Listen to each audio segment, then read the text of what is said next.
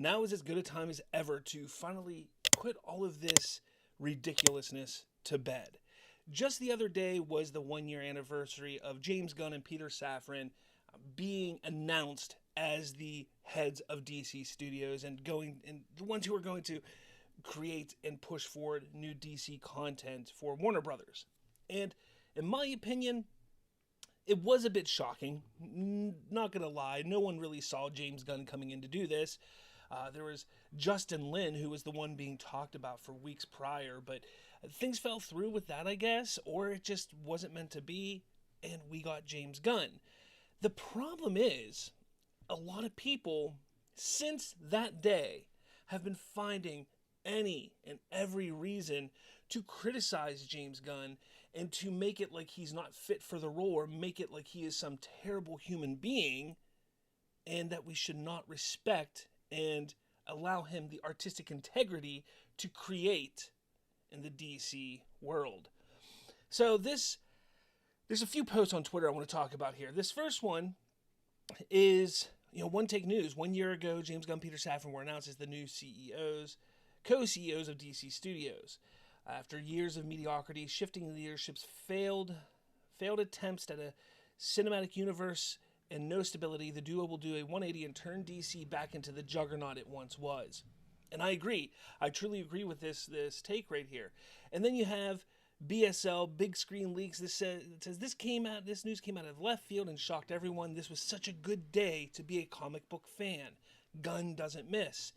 Again, which gets back to the point of why do people constantly want to rag on James Gunn when his past, when it comes to Guardians of the Galaxy and Peacemaker and the Suicide Squad, he doesn't miss.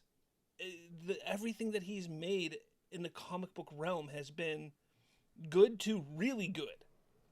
So again, I agree with this. But this is where things start to get a little interesting here. You have Alexander the Goat at OG Steppenwolf.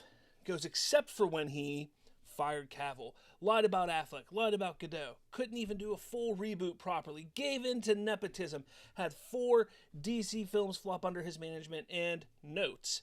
Had his Guardians of the Galaxy 1 writers' exploitation exposed. And the posted pedo content. Alright, so the pedo stuff, I'm going to say one thing about that before we move on. He's already come out and spoken on that, about how he was trying to be edgy, how he was trying to be funny on social media in a day and age where everybody was trying to be edgy and funny on social media. Did he take it a little far? Absolutely, but people often take things too far. I've taken things too far on social media trying to be funny, and I've had to deal with consequences in it in the past. Everybody does it. So the fact that you want to sit there and call him a pedo, people try to say that, it's not true. There is no evidence that states that he's a pedophile. So that right there, we're going to throw out the window. It's been handled. It's been talked about. He's apologized. All of that is done, gone, and over with from more than 10 years ago. But what I want to focus on are all these lies that fans try to push to embolden their narrative that he's such a terrible person. So let's take a look at what I have to say in response to all of this. So, the fired Cavill aspect. People want to sit there and say that he fired Henry Cavill from Superman. Well, Henry Cavill was not hired at the time. So the blame for Henry Cavill no longer being Superman does not fall on James Gunn. James Gunn was hired. He was hired to write a new Superman movie without Cavill originally. That was what he was hired for originally. He wanted to then, when he became DC Studios head, he wanted to utilize that script. Why would he go back to the drawing board and rewrite and redo everything? At that point, he's going to utilize the script that he was originally hired to use. With that, he wants to build a DC franchise that, maybe the core players are a little younger and have a little more longevity in time that they can be in the role. So I don't blame James Gunn for getting rid of Henry Cavill. There's no reason to do that. You see, the problem that happened with Henry Cavill coming out and announcing on Instagram that he is back, that falls on Abdi, I don't know how you say her name, and DeLuca, Pav Abney, and DeLuca. I think it's Mike DeLuca. I don't know. Regardless, it falls on those two more than anything else. They were going behind other executives at Warner Brothers, along with Dwayne Johnson, and trying to build and boost up Black Adam. They wanted to take control of DC and basically build their franchise alongside Dwayne Johnson. They essentially wanted to get the jobs that Gunn and Safran have gotten. So they were trying to do anything they could to build excitement with the fan base so they could push forward with this. The only problem is it backfired. Look, people were excited when Henry Cavill showed up at the end of Black Adam until it wasn't their Superman. It wasn't the Superman that so many people were claiming that they wanted to see back, which was the Zack Snyder's. Or they weren't even claiming that they wanted. All they were saying is they wanted Henry Cavill back. But what they really wanted was Zack Snyder's Superman back. And they didn't give it to him in Black Adam. And people got pissed off and were pushing back. Well, then when Henry Cavill came out and said, hey, I'm back, people kind of, they let back a little bit on the being angry that it wasn't Snyder's Superman. But the hype wasn't there like it should have been. And that showed Warner Brothers. And that showed everybody, like, that's not the direction we need to go in. We need to separate ourselves from the past that has failed. Yes, there are some great aspects of it. People loved Cavill as Superman back in 2013 and 2016. But since then, we didn't really have anything, except for Justice League. So when you get down to it, you can't blame Cavill. You can't blame Gunn for Cavill not being back. Because Gunn wrote a script without a brand new Superman without Cavill as Superman. He was then hired to come in and change the culture and change the direction that DC franchise was going in films. And he did what he had to do. Cavill didn't have a contract. It's that simple. It's that simple. Next, he lied about Affleck. Okay, now this comes down to, excuse me. Man, I feel like Hillary Clinton right now. Did you see that video where she's just like coughing for like 5 minutes? Anyway, so they're talking about this aspect when it comes to Affleck or Gunn in December of 2022. In December of 2022, he was doing an interview or maybe it was on Twitter, said that he spoke with Affleck and he's excited and they want to find something for him to be part of the DCU in some capacity. That's what Gunn said. So my guess, because my guess is just as good as all of yours guess, is that, yeah, he spoke to Affleck. He probably spoke to him and said, hey, we're planning on some things. Are you interested in being Batman? Or maybe it was, look, we're moving in a different direction with Batman, but we'd love for you to direct.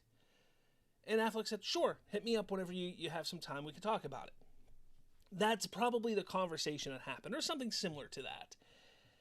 Then in February, Affleck is doing an interview, and he says, no, I'm not doing that with it. I'm not doing anything with DCU. No, James Gunn, no, I'm not doing it. And he, really pushes it off like, no, I would never work with James Gunn. Is kind of how his demeanor was with it. Well, fans then took that as, well, obviously James Gunn was lying in December that Affleck ever said that he would want a director work with them. No, that's not the case, because there's almost 2 months of time separating these two events. And in those weeks, those 6 to 8 week time frame, there could have been a conversation with Gunn and Affleck where that was when Affleck decided, no, I don't want to do it. So to sit there and say that he lied about Affleck, we don't have all of the information. And that's one thing that a lot of people don't seem to grasp and understand is you need to have all this information. You need to have a better understanding, a strong understanding on how things work in the world and how conversations happen. And like I said, we don't have all the information. So could he have lied about Affleck? Sure. But do we know for a fact that he lied about Affleck? No, we don't. There's no proof, there's no evidence that he lied, that he spoke with Affleck about possibly doing something. And the way the industry works, I would lean more towards Gunn in believing him, because that's how things happen. He took over the studio. He reached out to the previous players that were part of the universe, probably just to say, hey, this is what's going on with the character. Thank you for your time, but hey, I'd love to work with you again in some capacity. What do you say? And they say, sure, call me up later down the line. And maybe he did call him up down the line at some point. Maybe it's Affleck who's lying at that point. Maybe Affleck lied to Gunn and he had no intentions of working with him, and then he just states that in his interview in February. Regardless, what I'm showcasing here is we don't have all the facts. So you could just as easily say that Affleck lied to Gunn as saying Gunn lied to the fans there. And that's all I'm getting at. That's all I'm getting at. So to sit there and push this narrative that he lied about Affleck, you can't. There's no basis, there's no factual proof that he lied about Affleck. Number 3, lied about Godot. Now this one is interesting because I don't think that he purposely lied about Godot to swindle or make fans believe that Godot was going to stay forever. I know that the initial comments that he made were that he was working with Gal Gadot on another Wonder Woman film. It was never said Wonder Woman 3. It just said he would be working with Godot on another Wonder Woman movie. And tabloids and fans and everybody ran with, oh, they're making Wonder Woman 3. Gal Gadot's staying in the DCU. Well, we've learned since then that, Godot had, 2 cameos since then? So it makes sense that the way that they were talking about Gal and talking about the character, it was more along the lines of we don't want to ruin and get people excited about a new Wonder Woman before the final Wonder Woman cameo appears. That's a possibility. And I think that's more likely of how it was and why it happened that way. And I honestly think that maybe they were having discussions about bringing her into the DCU, but maybe after that happened, after some of those discussions they had, it just kind of fell apart. Maybe because they realized and decided, you know what, we just need to give a brand new Justice League moving forward. Plain and simple. Again, is it a lie? Yeah, but it wasn't a lie that was to hurt anyone. They weren't trying to get under the audience's skin. I think it was just to basically secure her cameos would be successful in the upcoming movies. Then this one couldn't even do a full reboot properly. First off, we haven't seen anything about it, so we can't even sit there and say if the reboot, the quote-unquote reboot, is done successfully or not. But it was never going to be a full reboot. Since James Gunn has been in there, he's never stated that they're rebooting completely the DCU or the DCU. So what he is doing is exactly what he has intended to do. So this isn't really a negative on him. He was hired to do a job and he's doing his job. You're just twisting and making this narrative that you believe there should have been a complete full reboot when he's never stated that was going to happen, and he's doing exactly what he was hired to do. Not to mention we haven't seen anything. So to sit there and push this idea and this narrative that he's bad at his job because he can't do something right that we've not even seen, and he can't do something right that he was precisely hired to do, is just asinine. Gave into nepotism. This is the most ridiculous thing here. So nepotism is basically favoring friends and family and people that you know over people that you don't know, in a sense. Like if you want to look at the real the practice among those with power or influence of favoring relatives, friends, and associates, especially giving them jobs. Okay, that's what that means. And yeah, sure, okay. So he likes to work with his friends and family and those that he's close with. He's even stated in interviews that he likes to surround himself with people that love him and that appreciate what he does. Don't we all like that where we work? Don't we like to work with friends? Don't we like to work with people that like us, that we like? It makes working a lot easier, doesn't it? Doesn't it? Not to mention that I'm not going to talk about the Creature Commandos. That's a little bit different. But out of the cast that has been officially announced for Superman Legacy, out of 8 officially announced cast members, 5 of them are actors he's never worked with before. So to sit there and say gave into nepotism, it's a really idiotic take, because he's not the only director to ever work with a actor multiple times. Christopher Nolan, look at what he's done. He worked with Christian Bale multiple times. Cillian Murphy, the great Michael Caine, who just recently retired. So many actors Christopher Nolan has worked with on multiple occasions. Take a look at Quentin Tarantino. Look at Kevin Smith. I could go on with all these directors. Steven Spielberg. They've all worked with similar actors in some capacity because they like working with them. They like having that ability to know what you're getting out of a character, and they're a friend. And working with your friends is a lot more fun than working with people that you don't know and you aren't very friendly with. It's just plain and simple. So to sit there and act like this is a big deal, it really isn't. Even if he hires his wife in the movies, in the shows, who cares? Who cares? Like, it's not a big deal. As long as she's decent in the role, if she's good in the role, if it works, then why does it matter? It doesn't. It doesn't. Had 4 DC films flop under his management and notes. Now, what they're saying here is had 4 DC films flop under his management. So that would be Shazam, that would be The Flash, that would be Blue Beetle, and yeah, there's only 3. Black Adam isn't under him. Aquaman has yet to be released, so we don't know if that's going to be a flop. But, yeah, they flopped massively, all 3 of them, unfortunately. I think Flash was good. Blue Beetle was great. Shazam wasn't bad. I like Shazam. It wasn't as good as the first one, but it was still good. And notes. And basically because he gave notes and some of the post-production, some of the aspects for the post-credit scenes, and so on. And he's making it sound like, or they're making it sound like, it's because of what James Gunn did that these movies flopped. Let's face it. His notes were very few and far between with these films. Even if it's a post-credit scene isn't going to make a movie flop. A joke here or there isn't going to make a movie flop that is written by somebody else. So to sit there and say that James Gunn, first off, who had nothing to do with the production of any of these movies, with the exception of giving some notes and maybe ideas for post-credit and mid-credit scenes, to say that he's the reason why these failed is really idiotic, because he didn't do anything. And if you want to sit there and say, oh, well, he announced his DCU, so it made people not care. No.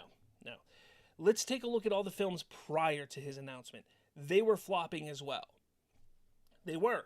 The DCEU was flopping prior to James Gunn coming in. Birds of Prey, Black Adam. I'm going to say the Suicide Squad financially flopped. Yes. Critically, it was very, very loved, but financially it flopped. And all of those movies did not succeed financially. So to sit there and say James Gunn coming in is the reason why, there's more evidence that points that the fans just don't care about the DCEU anymore in any capacity. And it doesn't matter who would have been in charge. If it was Zack Snyder in charge, if it was Christopher Nolan, if it was Justin Lin, if it was Walter Hamada, these movies would have failed and would have flopped just the same. It's plain and simple. You just want to throw that negativity and throw that failure on James Gunn to help push your narrative. Number 7, had his Guardians of the Galaxy 1 writers exploitation exposed. I can't talk. You mean how he rewrote nearly the entire script, and just like most directors and writers, pushed to have someone taken off the credits who had very little to do with the final product. This happens all the time in Hollywood with almost every single movie. Movies constantly have multiple writers. And here's the thing, what some people don't know is you may get a film that was written by one person, and before it gets to being filmed, it could go through a dozen other writers. It could go like, oh, this idea is good. We like how this character gets to this point, but we don't like everything in the middle. So then they go to another writer. Oh, it's good except for some of this. So they take it to another writer. Oh, really? Another writer. It happens all the time. The thing is to be credited on a film as a writer, there are certain points of criteria that has to be met from that writer, from that script. Something like 25-30% of what that person wrote needs to be in that movie in some form or fashion in the finished product. to be credited as a writer, to be credited as a co-writer. It's different. To be credited as a producer, or this, there are different stipulations that have to be met to be credited on a film. Now, this writer, to me, it feels like, the way she spoke about it has some vendetta against James Gunn. And it wasn't a good look for that book. That Marvel book that just recently came out, The Reign of Marvel. It's a good book, but that was just not a good look for that section, because it really seemed like, you're attacking a Marvel director who's been massively successful in Marvel. And with everything going on right now, I just don't think it was really necessary to do what they did there. But again, it happens all the time. The WGA rules are a little confusing, especially to people outside of Hollywood. James Gunn was still relatively new at the time in Hollywood. You can't forget that. And he felt like he probably felt like he did enough to not have her on it. Again, we don't know all the details. We just know that she was pissed off that she was almost not put on it. And she did what she was supposed to do, took it to arbitration, and won and got put on it. Happens all the time. So again, you're pulling something from the past that has very little to do with anything, just to sit there and say, James Gunn looks bad, when it happens more than 50% of the time in Hollywood. It's just pathetic. It's pathetic. So I ask, I'm putting this out to all of you, give me some more that I can poke holes in, because I've poked holes in everything. I've proven why all of this is not accurate, or why you can't utilize these arguments to make James Gunn look bad. This isn't about me defending James Gunn. This is about me defending the DC brand. I want to see the DC brand build. I want to see the DCU succeed. I want to see it be an amazing franchise, and most importantly, an amazing fandom where we can all get together and have great conversation. But when you keep doing stuff like this, you're getting new fans who could be coming into it. You're getting them brought right into a toxic environment where they then become rude and mean and toxic because they don't understand the whole story. Or you're getting people that don't even want to be part of the fandom, and thus don't even go and see the movies because they see all this bullcrap that isn't true. And that's why I like to point this stuff out. So let me know if you have any more. Please share them in the comments. I will happily take a look at them. And hey, look, if things pan out that it is true and that he was a liar, or this or that, I'll call him out. I will easily call him out, just as I would with anybody. But this is all bullcrap. All bullcrap. It really is. Like, I don't get it. I don't understand why people are so adamant about making him look bad, because it's not going to bring the Snyderverse back. It's not going to do what you think it does. But look, what do I know, right? What do I know? With all that said, guys, hit that like button, hit subscribe, and I'll talk to all of you.